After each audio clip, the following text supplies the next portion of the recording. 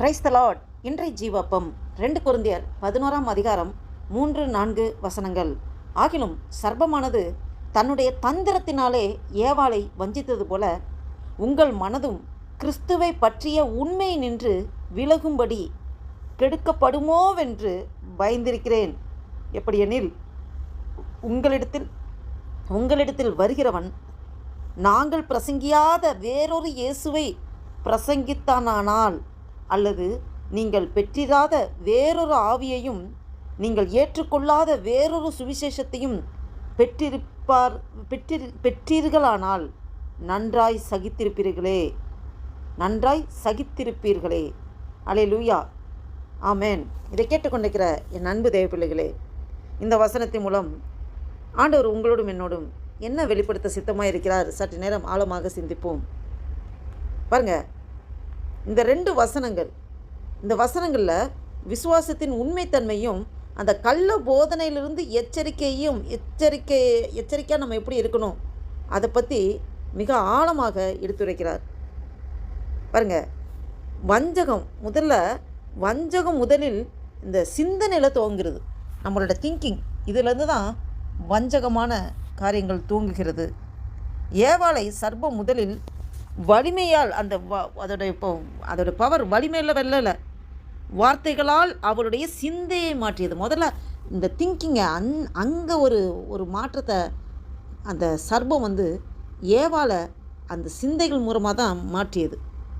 ஆதியாகமம் 3ஆம் அதிகாரம் 1-5 வசனங்களை பார்த்தோம் என்றால், தேவன் இப்படி சொன்னாரா என்று அந்த சந்தேகத்தை விதைக்குது பிசாசு. இதில் உள்ள ஆழமான சத்தியம் என்னென்னா, அந்த விசுவாசியின் மனதில் தேவனுடைய வார்த்தையை பற்றிய சந்தேகம் நுழையும் போது வஞ்சகத்திற்கு கதவு திறக்கப்படுகிறது. அல்லேலூயா. பாருங்கள், ரோமர் 12ஆம் அதிகாரம் 2ஆம் வசனத்தில் பார்க்கிறோம், உங்கள் மனம் புதிதாகிறதுனாலே மறுரூபம் ஆகுங்கள் என்று சொல்லப்பட்டிருக்கிறது. அப்போ மனம் புதிதாகணும். நம்ம மறுரூபம் ஆகணும்னா நம்ம மனசு புதிதாகணும், கிறிஸ்துவுக்குள்ளே புதிதாகணும். 2வது, உண்மையான கிறிஸ்துவை விட்டு வேறொரு இயேசு வேண்டாம். பாருங்கள், 2 கொரிந்தியர் 11ஆம் அதிகாரம் 4ஆம் வசனத்திலே பவுல் வேறொரு இயேசுவை பற்றி எச்சரிக்கிறார். அதாவது வேதாகமம் வெளிப்படுத்தும் இயேசுவை மாற்றி நமக்கு பிடித்த விதத்தில் ஒரு இயேசுவை உருவாக்கக்கூடாது. அதுதான் இங்கே சொல்லப்பட்டிருக்குது. கலாத்தியர் 1ஆம் அதிகாரம் 8ஆம் வசனத்திலே வேறொரு சுவிசேஷத்தை அறிவித்தால் அது ஏற்றுக்கொள்ளப்படக்கூடாது என்று அப்போஸ்தலனாகிய பவுல் அங்கே ஸ்ட்ரிக்டாக சொல்லியிருப்பார். உண்மையான இயேசு அவர் இரட்சகர். மத்தேயு 1ஆம் அதிகாரம் 21ஆம் வசனத்தில் பார்க்கிறோம், அவர் இரட்சகர். மனம் திரும்புதலை கூறுகிறார். மத்தேயு 4ஆம் அதிகாரம் 17ஆம் வசனத்தில் பார்க்கிறோம். இன்னும் சிலுவையை சுமக்க அழைக்கிறார். லூக்கா 9ஆம் அதிகாரம் 23ஆம் வசனத்தில் பார்க்கிறோம். இன்னும் சத்தியமாக இருக்கிறார். யோவான் 14ஆம் அதிகாரம் 6ஆம் வசனத்தில் பார்க்கிறோம். 3வது பாயிண்டாக நாம் பார்த்தோம் என்றால், சத்தியத்துடன் கலந்த பொய் மிகவும் ஆபத்தானது. அதாவது சத்தியத்தில் ஒரு சின்ன ஒரு குட்டி பொய் சேர்ந்தால் கூட அவ்வளோதான், அந்த சத்தியம், அந்த பரிசுத்தமே ஸ்பாயில் ஆகும். ஒரு லிட்டர் பாலில் ஒரு துளி விஷம் இருந்தாலும் அது பாய்சன் தான். அதுபோல தான் சர்ப்பம் முழுமையான அந்த பொய்யை மட்டும் சொல்லலை, தேவனுடைய வார்த்தையை திரித்து பேசுனுச்சு. அதையே ட்விஸ்ட் பண்ணி பேசுனுச்சு.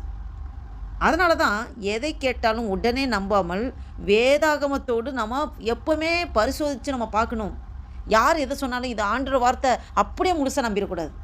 இதுக்கு வேதத்தின்படி தான் சொல்லுதா, வேதத்தின்படி தான் அவங்க பேசுகிறாங்களா, இது கரெக்டாக தான் ஆண்டவர் வார்த்தை தானா, நம்ம எல்லாம் ஆராய்ந்து அறிந்து தெரிந்து கொள்ள வேண்டும். ஆமேன். பாருங்கள், அப்போஸ்தலர் 17ஆம் அதிகாரம் 11ஆம் வசனத்தில் பார்க்கிறோம், இந்த பெரோயா மக்கள் அவங்க கேட்ட போதனைகள் உண்மையா இல்லையா என்னென்னு தினமும் அவங்க வேத வாக்கியங்களை ஆராய்ந்தார்கள் என்று பார்க்க முடிகிறது. அது மாதிரி நம்ம ஆராய வேண்டும், எதையும் அப்படியே நம்பிடக்கூடாது. பாருங்கள், ஒரு சிறுவனிடம் அவனுடைய தந்தை இந்த பாதையில் மட்டும் செல், அது பாதுகாப்பான பாதைன்னு அவர் சொல்கிறார். சில நேரத்துக்கு பிறகு ஒருவர் உன் அப்பா சொன்ன பாதை நீளமானது, அந்த பாதை மிகவும் சுலபமானது என்றார். அதாவது உங்கள் அப்பா சொன்ன பாதை நீளமாக இருக்குது, இந்த பாதை மிகவும் சுலபமானது அப்படின்னு சொல்லி சொன்னனே சிறுவன் உடனே செல்லவில்லை. அவன் தந்தையின் வார்த்தையை நினைத்தான். பின்னர் நான் என் அப்பா சொன்னதை பார்த்து தான் நடப்பேன் என்று அவன் சொன்னான். அதுபோல உலகத்தில் பல குரல்கள் நம்முடைய காதுகளில் விழலாம். ஆனால் ஒரு விசுவாசி கேட்க வேண்டிய முக்கியமான கேள்வி, இது தேவனுடைய வார்த்தையோடு ஒத்து போகிறதா? இதை எப்போவுமே நம்ம கேட்க வேண்டும். நமக்கு இந்த பூமியில் வாழக்கூடிய போது நமக்கு பல விதமான குரல்கள் மனிதர் மூலமாக வரும், நம்மளோட திங்கிங் மூலமாக வரும், நம்மளுடைய எல்லா பல விதத்தில் டைரக்ஷனில் பல குரல்கள் வரும். ஆனால் ஆண்டவர் நம்முடைய இருதயத்திலிருந்து அப்படியே அந்த வசனத்தின் மூலம் நமக்கு வெளிப்படுத்துவார். அப்போ எது தேவனுடைய குரல்? இது கரெக்டு தானா? வேதத்தின்படி ஒத்து போகிறதா? நாம் கண்டிப்பாக நாம் ஆராய வேண்டும். 1 யோவான் 4ஆம் அதிகாரம் 1ஆம் வசனத்தில் பார்க்கிறோம், ஆவிகள் தேவனால் உண்டானவைகளா என்று சோதித்தறியுங்கள் என்று சொல்லப்பட்டிருக்கிறது. அப்போ வஞ்சகத்திலிருந்து பாதுகாப்பு என்பது எல்லாவற்றையும் சந்தேகிப்பது அல்ல. தேவனுடைய வார்த்தையை நன்றாக அறிந்து அதில் நாம் நிலைத்திருக்க வேண்டும். அதுதான் பாருங்கள், ஏவாள் தேவனுடைய வார்த்தையை விட்டு அதை விலகும்போது அவள் வஞ்சிக்கப்படுறான்.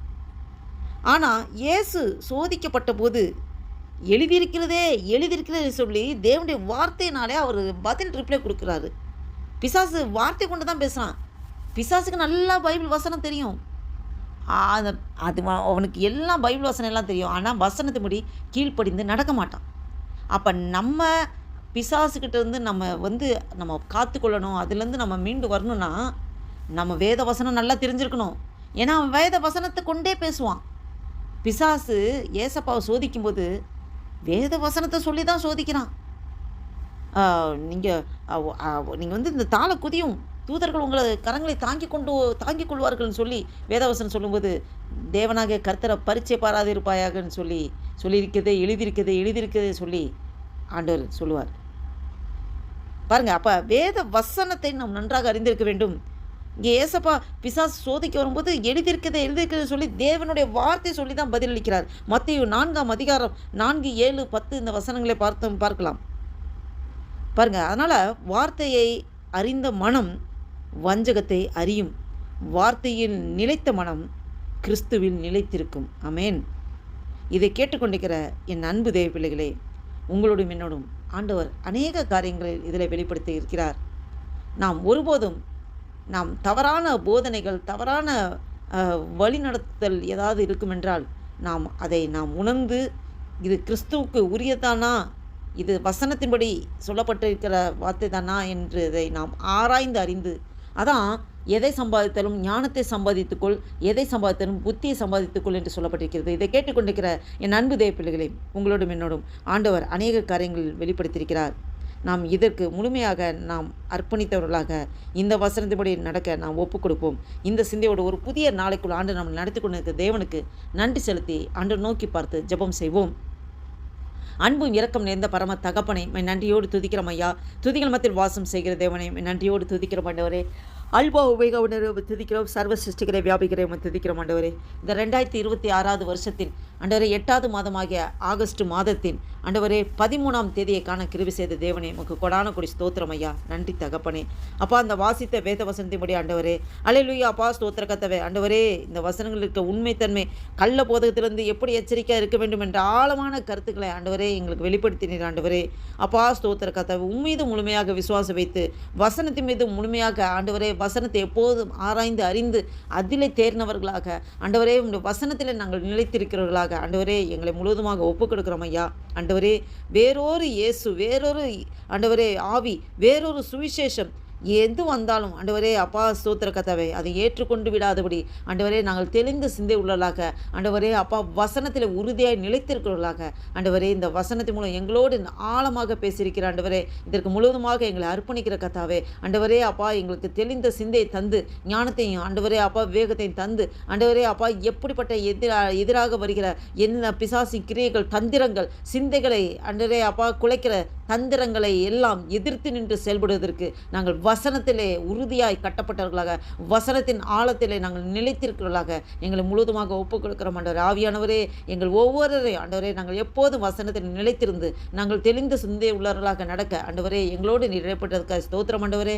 நன்றி தகப்பனே. இந்த ஸ்தோத்திரம், இந்த வீடியோவை கேட்டுக்கொண்டு பார்த்துக்கொண்டு ஒவ்வொருவரையும் ஏசப்பா நீர் அபரிவிதமாக ஆசீர்வதிக்க கிருபைக்காக ஸ்தோத்திரம் ஆண்டவரே.